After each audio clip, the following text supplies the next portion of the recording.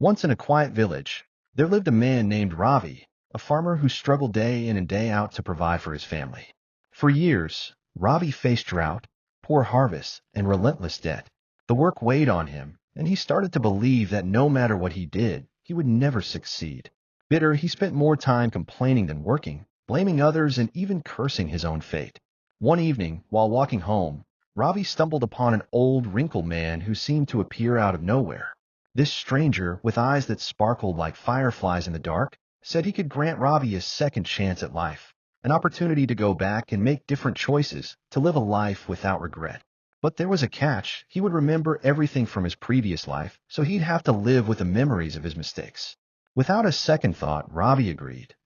In the blink of an eye, he found himself back at 20, before he'd even begun his career as a farmer. At first, Ravi was thrilled. He remembered every wrong turn he'd taken and was determined not to repeat his mistakes. This time, he worked hard, saved diligently, and treated people around him with kindness. Over the years, he prospered in ways he had never imagined. He bought more land, grew abundant crops, and even became a respected figure in his community. Ravi was living his best life. But as the years went by, something started to gnaw at him. Despite all his success, he felt an emptiness he couldn't explain. His family, friends, and fellow villagers still viewed him as a proud man, successful but distant. They admired him but didn't truly know him. He had achieved everything he dreamed of, but he'd done it with the memories of his failures, which he had never really let go of.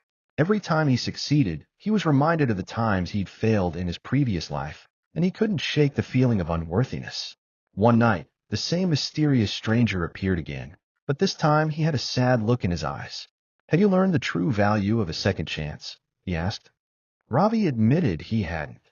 He'd spent so much time trying to avoid failure that he forgot to actually live.